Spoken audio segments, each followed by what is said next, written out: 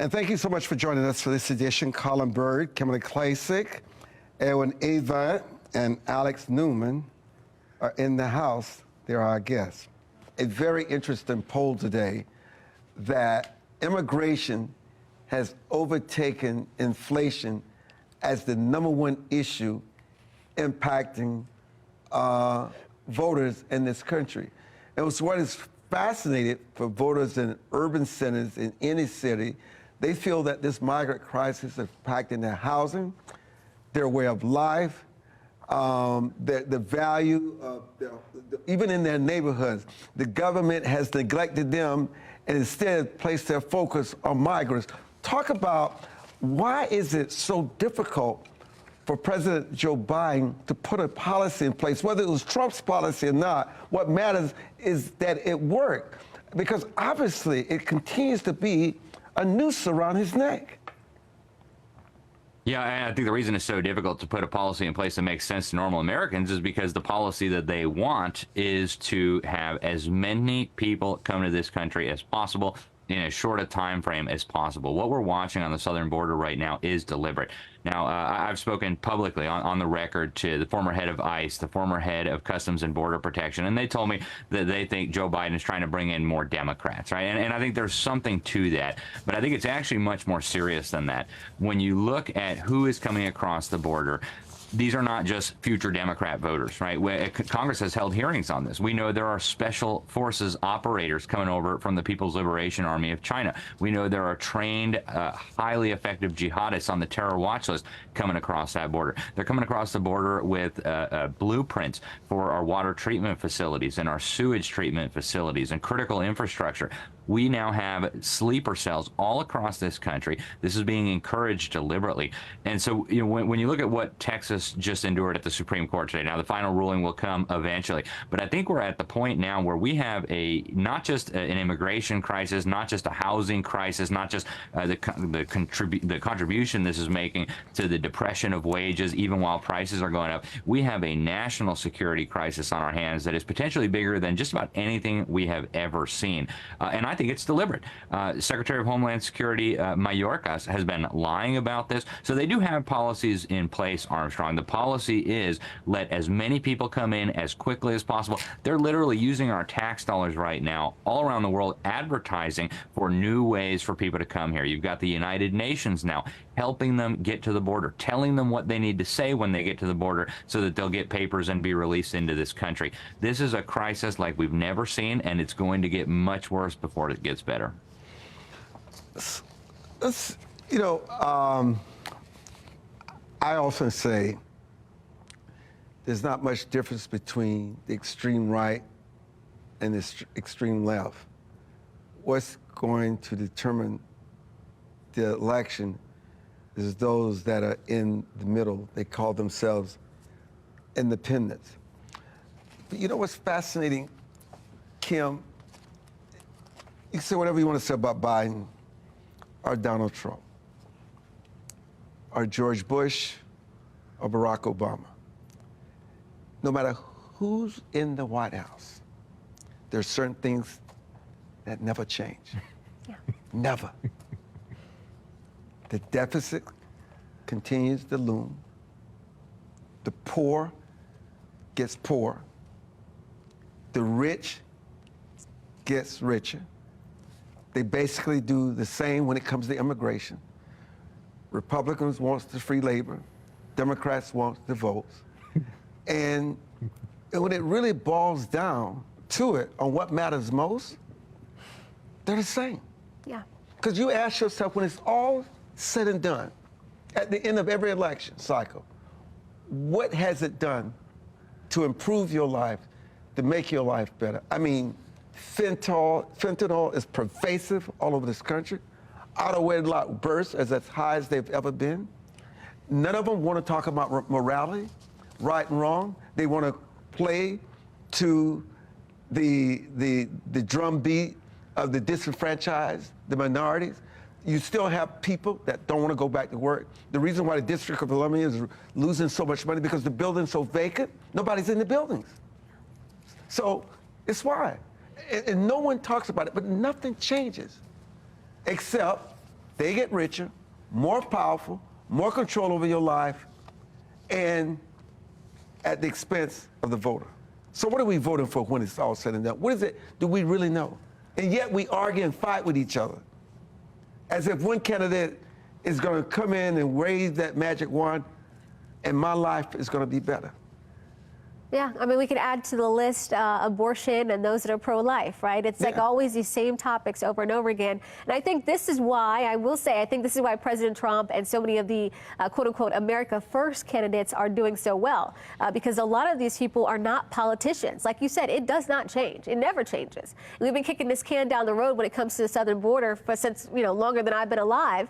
And same thing with all these other issues. But I think, honestly, and this is what we kind of touched on earlier, we need more people to step up. And this is why I have my PAC Red Renaissance. We need more people to step up that are the average Americans that do want to see this change. Those that are not bought by special interest groups, those that are not going to listen to the lobbyists, those that are going to listen to the constituents. And I agree with you. Those independents, those moderates within, the extreme sides, they're going to determine the election. And so they have to decide, what do they want to do? Do they want to go with President Trump, or do they want to go with the status quo with Biden? And when it comes to members of Congress, when it comes to the Senate, we've got a Senate seat up here in Maryland. They have to decide, what do they want? Do they want more of the same, or do they want some action? And unfortunately, there are a lot of people that do want more of the same. Let's be honest. There's a lot of people making money right there at the top of the class with a lot of those that are getting all the incentives, right? We hear about the developers getting incentives here in Baltimore City. And I just, it is. There's a lot of people making money on the way things are. There's a lot of money in crime and violence. And so, all of those things are going to have to change. And it's going to have to take people like us to step up in these positions and make those changes. In the military-industrial complex, which is the true deep state, Edwin, continues to grow.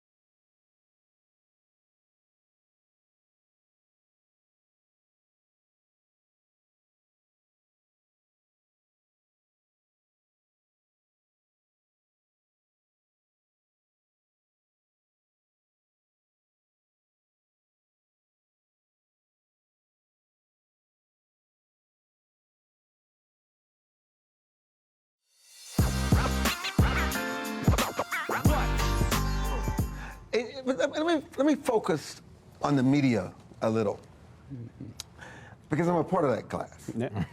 And as I was for. Yeah, as you were also. And still am. But. So you would think that over the last several months, Ukraine doesn't exist anymore. You don't hear anything about every blue moon you may see a little. It disappears. Because you got Israel and Gaza. That's what the media tells. It's about Israel and Gaza. It's about the Houthis. It's about Iran. It's about whatever they tell us it's about.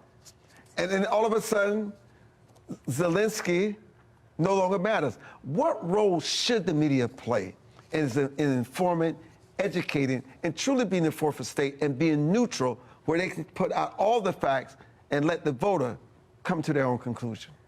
Well, obviously, they're supposed to be the fourth estate, and we need that. But money controls everything. And so quite often, people in media, they give way to the most powerful people, the people who put the money in, just the same way Congress goes. People with the big money sways the vote. They sway where we're looking. And I think that's what happens with media. Media is controlled by the advertising dollars that come in. They're controlled by, very powerful forces. And those forces want war to continue. Because the military-industrial complex, like you said, is a huge part of this world. But are you saying then that the media is not necessarily about the advertising dollars? They're more focused on continuing their own political interests? Yes, I absolutely believe that. I absolutely believe that. And like I said, and like we said, things like the military-industrial complex, I believe, keeps driving war. And war is what, if it bleeds, it leads. And that's what's, capturing the headlines in all of media. And so it's always going to be the same. I don't know that it will ever change. I think it's an idealistic thing that we all wish would change, but I just don't think it will change. It's fascinating. This will surprise you. A lot of young people that I've spoken to, surprisingly, across all socioeconomic backgrounds, feel as though when it comes to this Colorado situation, when it comes to the Supreme Court about the rule on Donald Trump's fate on February 8th, they don't believe the courts should make a decision deciding the fate of a former president. That is something that should be decided with the voter. They also believe that a lot of these what they call witch hunts, Donald Trump and all his legal woes, they see it as being blatantly unfair. Now, they may not vote for Donald Trump, but they do believe that Donald Trump had a burden placed on him by the deep state in the media that we've not seen by any candidate in a very long time. Your thoughts? I believe that in a democracy, in a free world, people, voters, American citizens should be free to choose their leaders and not have their leaders choose them. So for the same reason that I'm concerned about gerrymandering, I'm concerned when I see the criminalization of what we might call traditional political activity, or these opportunities, this focus that I've seen on trying to prosecute and or imprison your political opponents. And we're seeing it a lot nationally. I've been talking to some friends and I'm like, who would really want to run for president? It seems like the Republican nominee has got indictments coming his way, New York, DC, Georgia, Florida. And then the Democratic presidential nominee, presumptive, the incumbent president, he's got a situation where he's basically in a situation where his son is in a great deal of legal peril. And I'll be honest with you, I do not know that outside of them being politicians that there would be this much legal attention on some of the affairs of their personal lives or the personal lives of their family, and the criminalization of some of that activity, especially when you see some of the things like what we're seeing up in New York with, former President Trump. So for me, it's not really so much a partisan issue. The reason I feel the way I do about this, it is the fact that I believe in democracy. And so in a democracy, I believe that voters should be able to choose their leaders.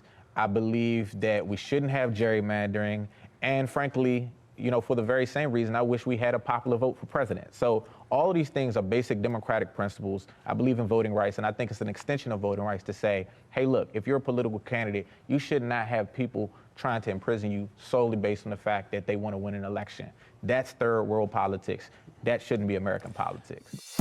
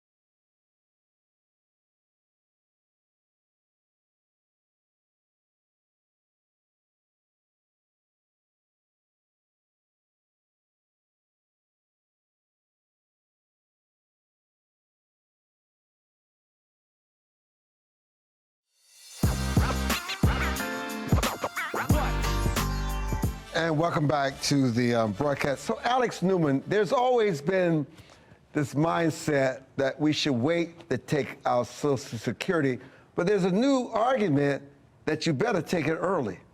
Your thoughts? Well, the reality is anybody who's my age should understand there is going to be no Social Security when you reach retirement age. The federal government is the largest debtor entity in the history of humanity. There's never been any entity in all of human history that owed over $30 trillion. When you add to that the unfunded liabilities, and we're talking hundreds of trillions of dollars, the fact that even while all this is ongoing, they're demolishing the middle class, they're dismantling our power plants, they're shipping our factories over to China. The idea that this is going to be paid back is simply ludicrous. So yeah, 30 years from now, you may get a Social Security check. Maybe it'll be $750. Good luck buying a toothpick or a roll of toilet paper with that. People don't want to talk about it. Everybody in Washington wants to pretend like we can just keep playing this game. It is going to end, and it is going to end tragically. And they're already starting to do what Hugo Chavez and his successor, Nicolas Maduro, have done. Now they're trying to blame the capitalists. They're blaming the little mom-and-pop gas station or the grocery store owner. But this is going to end tragically. If you have the option to take your Social Security now, you would be a fool not to do it, in my opinion. You know, Kim, when you talk to people, it is stunning.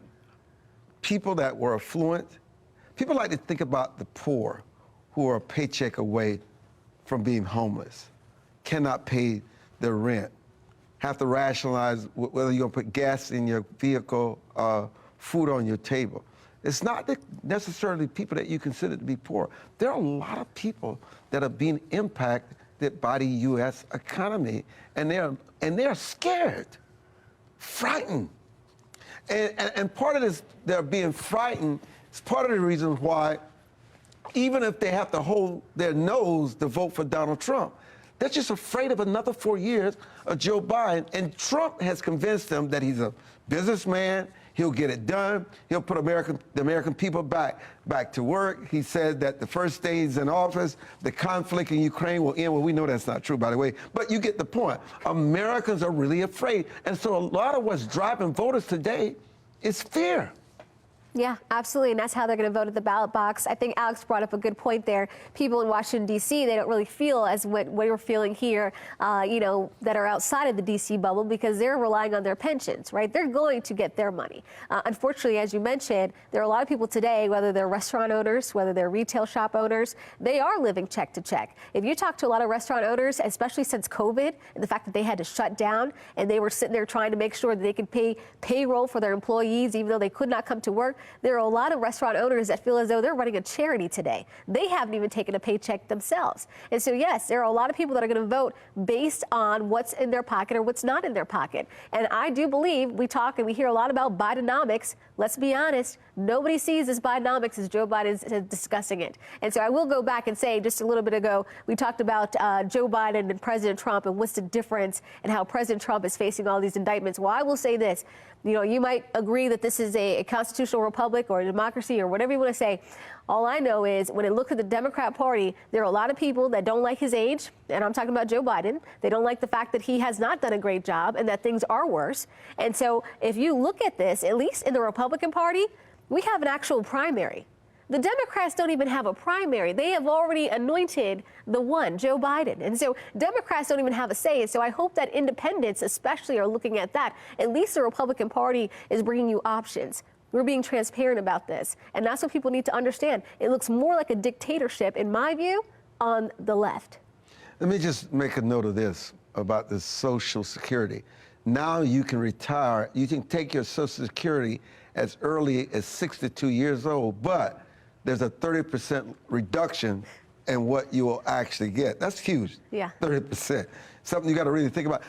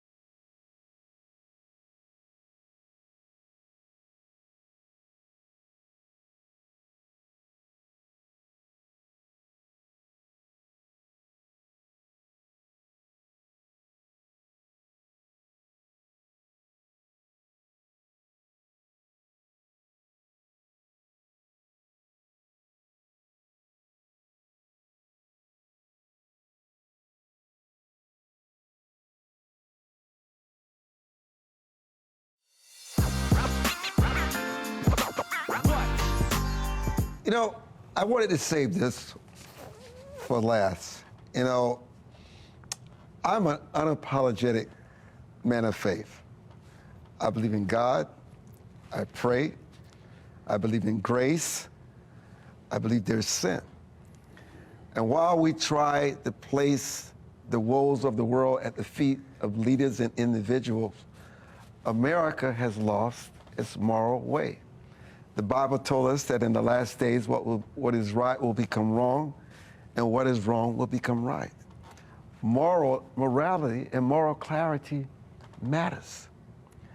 And you almost have to apologize to mention God, mention Jesus, to mention prayer. You can mention anything else that you want. Say Jesus, God. Why? Why can't we realize that there's still a spiritual illness in this nation? And it has to do with the fact of fallen man. Mm-hmm. Edwin? Well, you know, I, like you, am a man of faith, you know, and so my faith is in God and is in Jesus. And it's been interesting. I've been in different groups recently with a group of men, and we're doing some investments together. But we open our meeting with prayer, and we close with prayer. But it's interesting because I have Muslims in the group, I have atheists in the group, and things like that. And I always do, whenever I do the prayer, I say, in Jesus' name, amen. And just recently, you know, one of the members of one of my groups was like, you know, I was talking to this brother and this brother about you, and I have some questions about you. Because, you know, you and this thing about Christianity, you know I'm against Christianity, you know, and so it's like, wow. You know, you got 8 men, and I'm like the only one that really professes it, right? Yeah. And so I say, look, man, you know, I believe. I'm a Christian. I grew up in the church. I'm a Christian. I don't, you know, criticize you. I don't, you know, question you. But I believe that, you know, my Lord and Savior is Jesus Christ. And I believe that that is missing in our community, that we've lost our way morally. You know, I always tell people I'm trying to raise these boys in this school so that we could create more husbands and fathers, so that these guys will be in the house and be able to raise a family. And I think that with it being removed, families are falling apart. Well, you could say that. And I think people should remember this in about the 20 seconds we have left. Good can exist without evil, but evil cannot exist without good. It can only feed on good, okay? Trust can exist without love, but love, no matter how fleeting it is, cannot exist for long without trust.